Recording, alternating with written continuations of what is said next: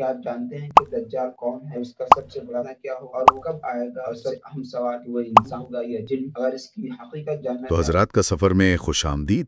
آج ہم ایک ایسے موضوع پر بات کر رہے ہیں جو اسلامی عقائد میں بہت ہی زیادہ اہمیت رکھتا ہے جی بالکل۔ اور جس کے بارے میں تقریباً ہر نبی نے اپنی امت کو خبردار کیا ہے۔ دجال کون ہے؟ صحیح۔ تو ہمارے پاس جو ذرائع ہیں، احادیث ہیں، تفاسیر، کچھ تجزیے بھی ہیں، ان کی روشنی میں آج ہم کوشش کریں گے کہ اس کی حقیقت کو سمجھیں، اس کی نشانیاں کیا ہیں، اس سے جڑا فتنہ کیا ہے۔ جی ہاں، اور یہ سمجھنا بہت ضروری ہے کیونکہ یہ کوئی عام کہانی نہیں ہے، یہ ایمان کا حصہ ہے۔ بالکل۔ صحیح مسلم میں روایت ہے حضرت عمران بن حسین رضی اللہ عنہ سے کہ رسول اللہ صلی اللہ علیہ وآلہ وسلم نے فرمایا کہ آدم علیہ السلام کی پیدائش سے لے کر قیامت تک دجال کے فتنے سے بڑا کوئی فتنہ نہیں ہوگا۔ اللہ اکبر، اتنا بڑا فتنہ! جی تو اس لیے اس کے بارے میں جاننا، اس کی علامات کو پہچاننا اور خاص طور پر اس فتنے سے بچنے کے طریقے کیا ہیں، یہ ہر مسلمان کے لیے بہت اہم ہے۔ تو پھر بنیادی سوال سے ہی شروع کرتے ہیں۔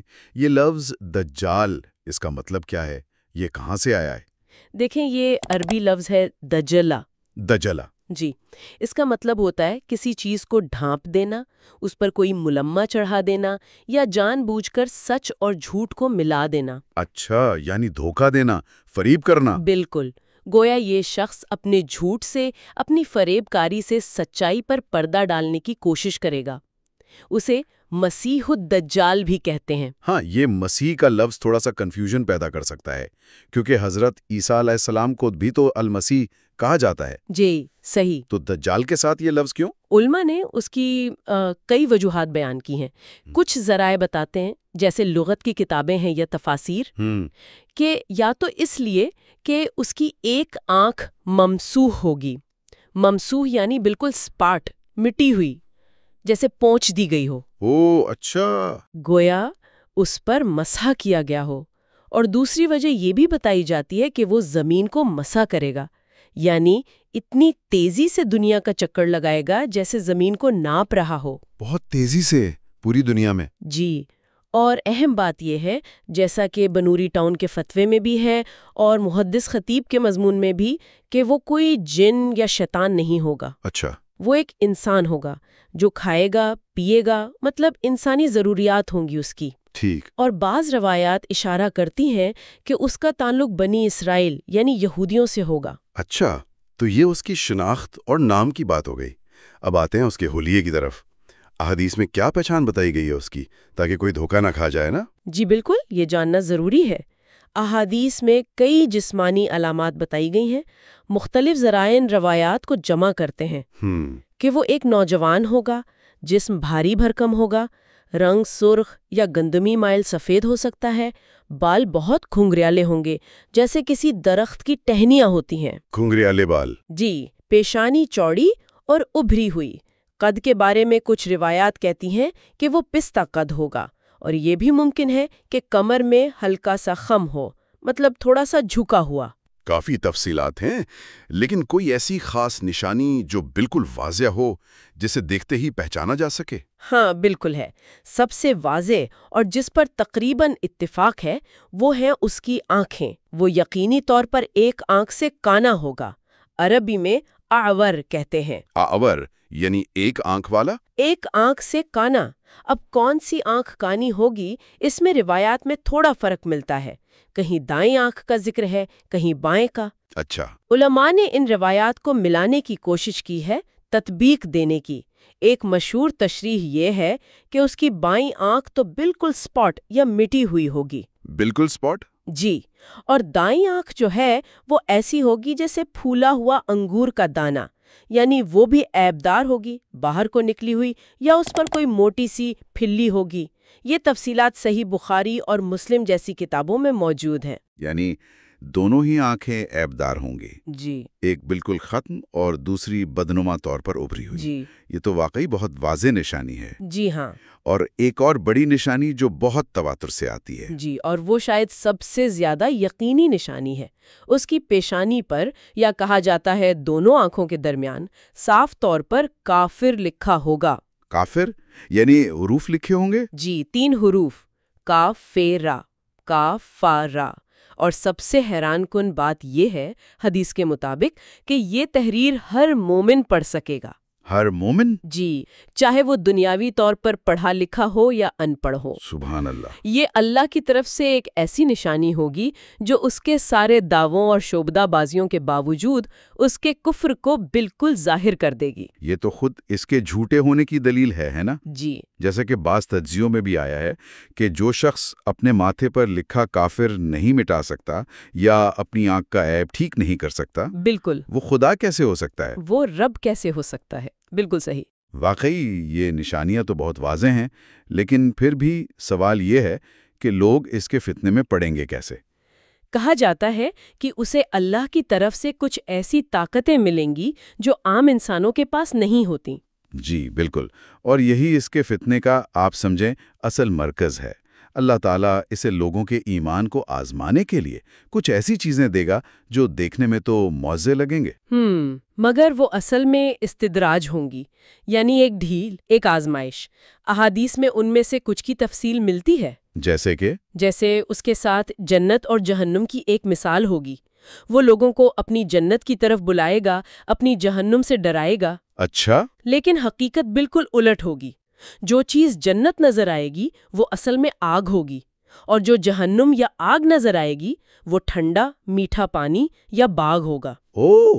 تو نبی کریم صلی اللہ علیہ وسلم نے کیا ہدایت فرمائی اس بارے میں؟ آپ صلی اللہ علیہ وسلم نے تو یہاں تک فرمایا کہ اگر کسی کا سامنا ہو جائے تو وہ ہمت کر کے اس کی آگ میں کود جائے، کیونکہ وہ حقیقت میں ٹھنڈا پانی ہوگا۔ اللہ اکبر! یعنی نظر کا اتنا بڑا دھوکہ، اور پانی اور آگ کا الگ سے بھی ذکر ہے؟ جی ہاں، ایک روایت میں یہ بھی ہے کہ اس کے پاس پانی اور آگ ہوں گے۔ جو آگ نظر آئے گی وہ ٹھنڈا پانی ہوگا، اور جو ٹھنڈا پانی نظر آئے گا وہ جلانے والی آگ ہوگی۔ یہ سب لوگوں کو مروب کرنے کے لیے، اپنی طرف کھینچنے کے لیے۔ اور کھانے پینے پر بھی کنٹرول؟ یہ تو بہت ہی خطرناک بات لگتی ہے۔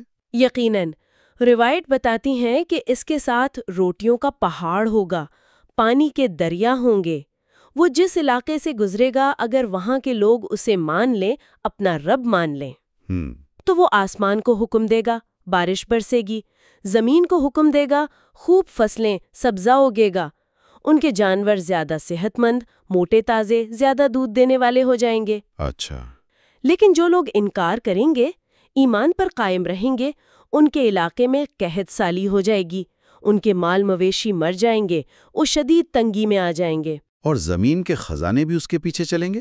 جی، گویا اس کے حکم کے تابع ہوں گے، اس کے پیچھے پیچھے چلیں گے۔ اور وہ پوری دنیا میں پھیلے گا بھی بہت تیزی سے؟ جی ہاں، رفتار ناقابل تصور حد تک تیز ہوگی۔ حدیث میں مثال ہے جیسے ہوا بادلوں کو اڑا کر لے جاتی ہے۔ اچھا۔ وہ تقریباً پوری دنیا کا چکر لگائے گا۔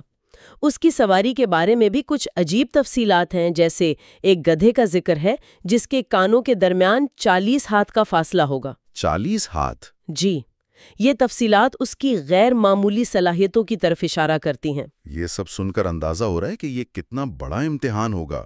کیا اس کا فریب صرف ان مادی چیزوں تک ہی رہے گا یا کچھ اور بھی؟ نہیں، اس سے بھی گہرا ہے۔ وہ لوگوں کے جذبات سے، ان کے عقائد سے کھیلے گا۔ ذرائع بتاتے ہیں کہ وہ شیطانیوں سے بھی مدد لے گا۔ شیطانیوں سے؟ جی، شیطان لوگوں کے مرے ہوئے عزیزوں کی شکل میں آئیں گے، جیسے والدین، بھائی بہن یا ان کے پرانے جانوروں کی شکل میں، اور آ کر کہیں گے، اے فلاں، پہچانتے نہیں؟ میں تمہارا باپ ہوں، تمہارا بھائی ہوں، یہ شخص دجال ہی تمہارا رب ہے، اس کی بات مانو۔ سوچیں یہ کتنا بڑا نفسیاتی حربہ ہوگا۔ یہ تو بہت ہی خوفناک ہے۔ اور وہ ایک واقعہ بھی تو بہت مشہور ہے کہ وہ ایک نوجوان کو قتل کرے گا اور پھر زندہ کر دے گا۔ جی ہاں، یہ واقعہ صحیح بخاری اور مسلم جیسی مستند کتابوں میں ہے۔ ایک بہترین نوجوان مومن ہوگا، بعض کہتے ہیں شاید حضرت خضر ہوں گے یا کوئی اور اللہ کا ولی۔ وہ دجال کے سامنے آئے گا اور کہے گا، میں گواہی دیتا ہوں کہ تو وہی دجال ہے جس سے ہمیں اللہ کے رسول صلی اللہ علیہ وسلم نے خبردار کیا تھا۔ دجال غصے میں آ کر اسے لوگوں کے سامنے قتل کر دے گا، شاید آرے سے چیر کر 2 ٹکڑے کر دے گا۔ استغفر اللہ۔ پھر لوگوں سے پوچھے گا، اگر میں اسے زندہ کر دوں تو کیا تم میرے رب ہونے پر یقین کرو گے؟ لوگ کہیں گے ہاں۔ وہ اسے دوبارہ ظاہری طور پر زندہ کر دے گا۔ اچھا۔ زندہ ہونے کے بعد وہ نوجوان کہے گا، اللہ کی قسم، آج مجھے تیرے دجال ہونے کا پہلے سے بھی زیادہ پکا یقین ہو گیا ہے۔ زبردست۔ دجال پھر غصے میں آئے گا، اسے دوبارہ قتل کرنا چاہے گا، لیکن اللہ تعالیٰ اسے اس پر قدرت نہیں دے گا۔ یہ واقعہ بھی لوگوں کی آزمائش کے لیے ہوگا، جسے شبہات پیدا کرنا کہا گیا ہے، یعنی ایسے شکوک پیدا کرنا کہ لوگ حق اور باطل میں تمیز نہ کر پائیں۔ اس کے پیروکار کون لوگ ہوں گے زیادہ تر؟ کیا اس بارے میں بھی کچھ رہنمائی ہے؟ جی، روایات میں آتا ہے کہ اس کے پیروکاروں کی سب سے بڑی تعداد یہودیوں کی ہوگی، خاص طور پر ایران کے شہر آصفہان کے 70,000 یہودی، جن پر مخصوص قسم کی سبز چادریں تالیسا ہوں گی۔ 70,000 آصفہان سے؟ جی، اس کے علاوہ دیہاتی، ناواقف لوگ اور عورتیں بھی بڑی تعداد میں اس کے فتنے کا شکار ہوں گی۔ ایک حدیث میں تو یہاں تک ہے کہ آدمی اپنی بیوی، ماں، بیٹی، بہن، پھپھی کو رسیوں سے باندھ کر رکھے گا کہ کہیں وہ نکل کر دجال کے پاس نہ چلی جائیں۔ اللہ اکبر، یہ تو واقعی ایمان کی سخت ترین آزمائش ہے۔ اچھا، اب یہ بتائیے کہ اس کا ظہور کب اور کہاں سے ہوگا؟ ذرائع میں مختلف جگہوں کا ذکر ہے، شام، عراق، خراسان، آصفہان۔ کیا ان میں کوئی تضاد ہے؟ ایک ممکنہ ترتیب بیان کی ہے، جس میں کوئی حقیقی تضاد نہیں لگتا۔ اچھا، وہ کیسے؟ جیسے تحفۃ العلمی جیسی شروحات میں ذکر ہے، ممکنہ طور پر اس کا ابتدائی ظہور شام اور عراق کے درمیان کسی غیر معروف علاقے سے ہوگا، لیکن اس وقت اسے زیادہ شہرت نہیں ملے گی۔ ٹھیک ہے۔ اس کے اصل حمایتی اور ابتدائی لشکر اصفہان کے یہودی علاقے یہودیہ میں تیار ہوں گے، جو اس کا انتظار کر رہے ہوں گے۔ اصفہان میں؟ جی، وہ ان کے پاس جائے گا، انہیں ساتھ لے کر شاید پہلا پڑاؤ خوز اور کرمان میں ڈالے گا، جو خراسان کے قریب علاقے ہیں، اور پھر مسلمانوں کے خلاف اس کا باقاعدہ مسلح خروج خراسان سے ہوگا۔ یعنی تسلسل ہے۔ اور یہ قیامت کی نشانیوں کے سلسلے میں کب آئے گا؟ کیا کوئی ترتیب ہے؟ مہدی کے بعد، عیسیٰ علیہ السلام سے پہلے؟ جی، اہل علم نے احادیث کی روشنی میں ایک عمومی ترتیب بیان کی ہے۔ پہلے قیامت کی چھوٹی نشانیاں ظاہر ہوں گی، جن میں سے اکثر پوری ہو چکی ہیں یا ہو رہی ہیں۔ پھر امام مہدی کا ظہور ہوگا۔ وہ ایک عادل حکمران ہوں گے، ان کی خلافت کے دوران ہی دجال کا خروج ہوگا۔ اچھا، امام مہدی کے دور میں؟ جی، وہ بہت بڑا فتنہ برپا کرے گا۔ پھر اس فتنے کو ختم کرنے کے لیے حضرت عیسیٰ ابن مریم علیہ السلام آسمان سے نازل ہوں گے، وہ دجال کو قتل کریں گے۔ ٹھیک ہے۔ حضرت عیسیٰ علیہ السلام کے زمانے میں ہی یاجوج اور ماجوج کا خروج ہوگا، اور پھر قیامت کی دوسری بڑی نشانیاں تیزی سے آئیں گی۔ صحیح مسلم میں حضرت تمیم الداری رضی اللہ عنہ کا ایک واقعہ بہت مشہور ہے، جس میں ان کی ملاقات مبینہ طور پر دجال سے ہوئی تھی۔ کیا اس سے اس کے موجودہ مقام کا کچھ اندازہ ہوتا ہے؟ جی ہاں، وہ ایک بہت لمبی اور دلچسپ حدیث ہے۔ حضرت تمیم داری، جو پہلے عیسائی تھے، بعد میں مسلمان ہوئے۔ جی۔ انہوں نے نبی کریم صلی اللہ علیہ وآلہ وسلم کو بتایا کہ وہ کچھ لوگوں کے ساتھ سمندر کے سفر پر تھے، طوفان آیا، ان کا جہاز ایک انجان جزیرے پر جا لگا۔ وہاں انہیں ایک عجیب سا جانور ملا، بہت بالوں والا، جسے جساسہ کہا گیا۔ جساسہ یعنی خبریں دینے والا؟ جی، جاسوسی کرنے والا۔ اس جانور نے انہیں ایک خانقاہ، ایک عبادت گاہ میں جانے کا کہا۔ جب وہ وہاں گئے تو انہوں نے ایک بہت ہی قداور مضبوط شخص کو دیکھا، جو سر سے پاؤں تک زنجیروں میں جکڑا ہوا تھا۔ زنجیروں میں؟ جی ہاں۔ اس قیدی نے ان سے کچھ سوال پوچھے۔ اس نے پوچھا، کیا بیسان کے کھجور کے باغ پھل دیتے ہیں؟ کیا بحیرہ تبریہ میں پانی باقی ہے؟ کیا زغر کے چشمے سے لوگ کھیتی باڑی کرتے ہیں؟ اور سب سے اہم سوال پوچھا کہ کیا امی نبی یعنی محمد صلی اللہ علیہ وسلم ظاہر ہو چکے ہیں؟ جب تمیم داری نے بتایا کہ ہاں وہ ظاہر ہو چکے ہیں اور عربوں پر غالب آ چکے ہیں، لوگ ان کی اطاعت کر رہے ہیں، تو اس قیدی نے کہا کہ ان لوگوں کے لیے آپ صلی اللہ علیہ وسلم کی اطاعت میں ہی بھلائی ہے۔ اچھا۔ پھر اس نے کہا کہ میں ہی مسیح الدجال ہوں اور عنقریب مجھے نکلنے کی اجازت دی جائے گی۔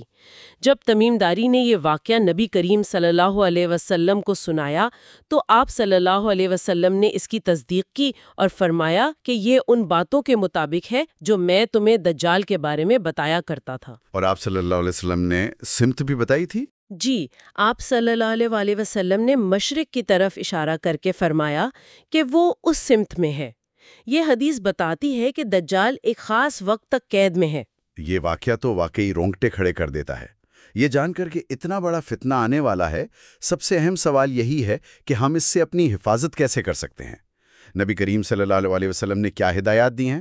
الحمدللہ، جس طرح نبی کریم صلی اللہ علیہ وسلم نے اس فتنے کی سنگینی بتائی ہے، اسی طرح اس سے بچاؤ کے مؤثر طریقے بھی تفصیل سے بتائے ہیں۔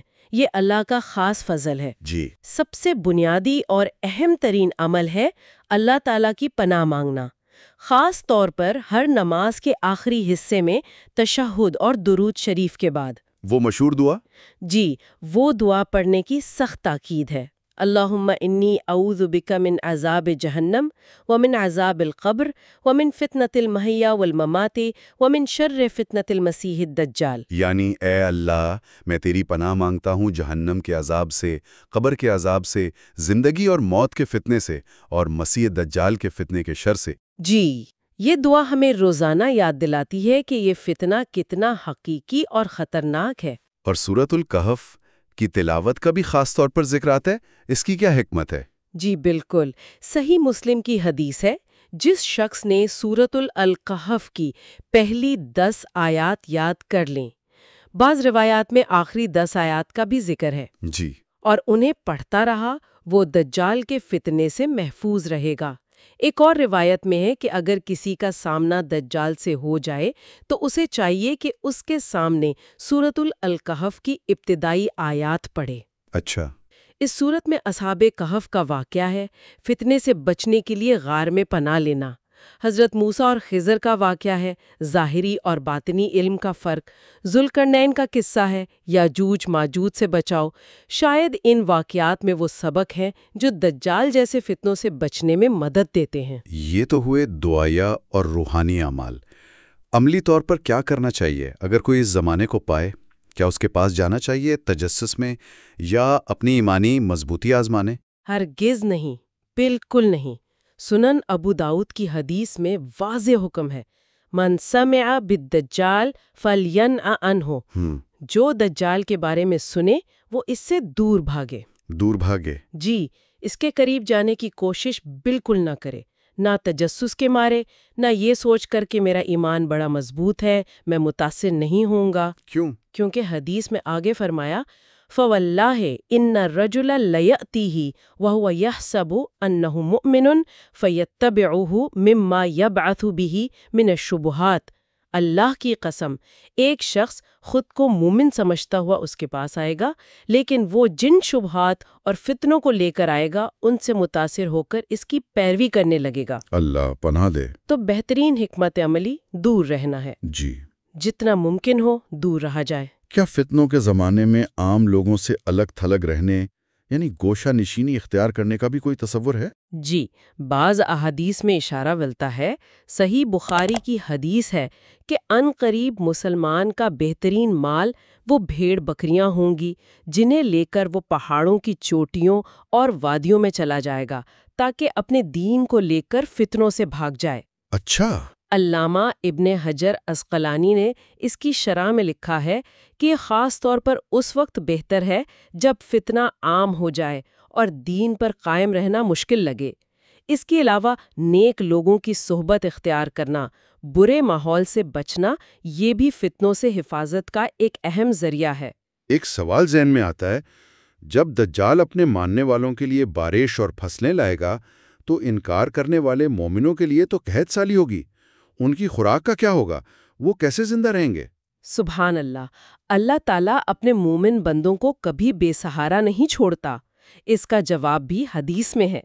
حضرت ابو امامہ باہلی رضی اللہ عنہ کی لمبی روایت ہے، صحابہ نے پوچھا، یا رسول اللہ، اس زمانے میں مومنوں کی خوراک کیا ہوگی؟ جی، آپ صلی اللہ علیہ وسلم نے فرمایا، التسبیح والتحمید والتکبیر یجزی عنہم مکان الطعام والشراب، یعنی سبحان اللہ، الحمدللہ، اللہ اکبر اور لا الہ الا اللہ کہنا ان کے لیے کھانے پینے کا کام دے گا۔ یعنی ذکر الہی؟ جی، اللہ تعالیٰ ان اذکار میں ایسی طاقت رکھ دے گا کہ انہیں بھوک پیاس محسوس نہیں ہوگی یا ان کی جسمانی ضروریات پوری ہوتی رہیں گی۔ کیا دجال ہر شہر ہر جگہ جا سکے گا یا کچھ جگہ محفوظ رہیں گی؟ نہیں، ہر جگہ نہیں جا سکے گا۔ اللہ تعالیٰ اپنی خاص رحمت سے 4 مقامات کو اس کے داخلے سے محفوظ رکھے گا۔ کون کون سے؟ حدیث میں آیا ہے مسجد الحرام، مکہ مکرمہ، مسجد نبوی، مدینہ منورہ، مسجد اقصی، بیت المقدس اور مسجد طور سینا، مصر۔ الحمدللہ، حرمین شریفین محفوظ رہیں گے؟ جی، خاص طور پر مدینے کے بارے میں تفصیل ہے کہ جب دجال اس کے قریب آئے گا تو اس کے تمام راستوں پر فرشتے مقرر ہوں گے ننگی تلواریں لیے۔ اچھا، وہ مدینہ میں داخل نہیں ہو پائے گا، باہر ہی ایک بنجر زمین پر ٹھہرے گا۔ اس وقت مدینہ میں 3 زلزلے آئیں گے۔ زلزلے؟ جی، جس سے شہر میں موجود ہر منافق مرد و عورت اور فاسق مرد و عورت گھبرا کر مدینہ سے نکل بھاگیں گے اور دجال کے پاس چلے جائیں گے۔ اس طرح مدینہ منافقین اور فساق سے پاک ہو جائے گا۔ اسی دن کو حدیث میں یوم الخلاص یعنی نجات کا دن کہا گیا ہے۔ یہ جان کر اطمینان ہوا۔ اب آتے ہیں اس کے انجام کی طرف۔ اتنا بڑا فتنہ، اتنی طاقت والا، آخر ختم کیسے ہوگا؟ اس عظیم فتنے کا خاتمہ اللہ کے ایک برگزیدہ نبی حضرت عیسیٰ ابن مریم علیہ السلام کے ہاتھوں ہوگا۔ حضرت عیسیٰ علیہ السلام کے ہاتھوں؟ جی، جیسا ہم نے پہلے ذکر کیا، ان کا آسمان سے دوبارہ نزول ہوگا۔ یہ بھی قیامت کی بڑی نشانیوں میں سے ہے۔ وہ کہاں نازل ہوں گے؟ احادیث کے مطابق ان کا نزول دمشق، شام کے مشرقی حصے میں سفید مینار کے پاس فجر کی نماز کے وقت ہوگا۔ وہ 2 ہلکے زرد رنگ کے کپڑوں میں ہوں گے، 2 فرشتوں کے پروں پر ہاتھ رکھے ہوئے۔ فجر کے وقت؟ جی، اس وقت مسلمان غالباً امام مہدی کی قیادت میں دجال کے خلاف جنگ کی تیاری کر رہے ہوں گے یا نماز کے لیے کھڑے ہو رہے ہوں گے۔ جب دجال حضرت عیسیٰ علیہ السلام کو دیکھے گا تو کیا ہوگا؟ کیا وہ لڑے گا؟ روایتوں میں آتا ہے کہ اللہ کا دشمن دجال حضرت عیسیٰ علیہ السلام کو دیکھتے ہی ایسا گھلنے لگے گا جیسے نمک پانی میں گھل جاتا ہے۔ پگھلنے لگے گا؟ جی، یا جیسے چربی دھوپ میں پگھلتی ہے۔ اس پر اللہ کا ایسا رعب طاری ہوگا، وہ بھاگنے کی کوشش کرے گا۔ حضرت عیسیٰ علیہ السلام اس کا پیچھا کریں گے اور اسے باب لد کے دروازے پر پکڑ لیں گے۔ باب لد یہ کہاں ہے؟ یہ مقام آج کل کے فلسطین میں ہے، موجودہ اسرائیل میں تل اویو کے قریب۔ وہاں حضرت عیسیٰ علیہ السلام اسے اپنے نیزے سے قتل کر دیں گے اور لوگوں کو اس کا خون دکھائیں گے۔ بعض روایات میں عفیق گھاٹی کا بھی ذکر ہے، جہاں جنگ ہوگی اور وہ اسے پکڑ کر قتل کریں گے۔ اور دجال کے لشکر کا کیا ہوگا؟ اس کے پیروکاروں کا؟ دجال کے قتل کے بعد اللہ تعالیٰ اس کے لشکر، جس میں اکثریت یہودیوں کی ہوگی، پر مسلمانوں کو مکمل فتح دے گا۔ مسلمان ان کا پیچھا کر کے انہیں قتل کریں گے۔ اچھا، حدیث میں آتا ہے کہ اس دن درخت اور پتھر بھی بول اٹھیں گے اور کہیں گے، اے اللہ کے بندے، اے مسلمان، ادھر آ، میرے پیچھے ایک یہودی چھپا ہوا ہے، اسے قتل کر دے۔ سوائے ایک درخت کے غرقد، وہ نہیں بتائے گا کیونکہ وہ یہودیوں کا درخت کہلاتا ہے۔ اللہ اکبر۔ اس جنگ کے بعد دنیا سے فتنہ ختم ہو جائے گا۔ حضرت عیسیٰ علیہ السلام شریعت محمدیہ صلی اللہ علیہ وسلم کے مطابق حکومت کریں گے۔ وہ صلیب کو توڑ دیں گے، خنزیر کو قتل کریں گے، جزیہ ختم کر دیں گے۔ دنیا میں امن اور خوشحالی کا دور ہوگا۔ اور جو لوگ دجال کے ہاتھوں شہید ہوں گے یا ایمان پر قائم رہیں گے، ان کا درجہ اللہ کے ہاں بہت بلند ہوگا، انہیں افضل ترین شہداء میں شمار کیا جائے گا۔ تو یہ تھا دجال سے متعلق ایک تفصیلی جائزہ جو ہمیں دستیاب ذرائع سے ملا۔ اس کی حقیقت، نشانیاں، اس کی طاقتیں، فریب، ظہور، بچاؤ کے طریقے اور آخرکار اس کا انجام حضرت عیسیٰ علیہ السلام کے ہاتھوں۔ واقعی ایک بہت بڑا اور سنگین فتنہ ہے جس سے ہر مسلمان کو اللہ کی پناہ مانگنی چاہیے۔ بالکل۔ اور آخر میں ایک نکتہ شاید سوچنے کے لیے چھوڑا جا سکتا ہے۔ دجال کے فتنے کی جو نوعیت ہم نے دیکھی، نظر کا دھوکہ، پروپیگنڈا کی طاقت، وسائل پر کنٹرول، جھوٹی خبریں، شکوک و شبہات پھیلانا، کیا آج کے دور میں جسے ہم انفارمیشن ایج کہتے ہیں یا پوسٹ ٹروتھ دور کہتے ہیں، ہمیں اس قدیم پیشگوئی کو سمجھنے میں کوئی مدد ملتی ہے؟ یہ ایک دلچسپ نکتہ ہے۔ آج کل بھی تو معلومات کی بھرمار ہے، فیک نیوز ہے، ڈیپ فیکس ہیں، نظریاتی گمراہیاں ہیں۔ جی، تو دجال کی حقیقت اور اس کے طریقہ واردات کو جاننا ہمیں شاید اس قابل بناتا ہے کہ ہم ہر قسم کے دعووں کو، چاہے وہ سیاسی ہوں، سماجی یا مذہبی، زیادہ احتیاط سے پرکھیں۔ صحیح۔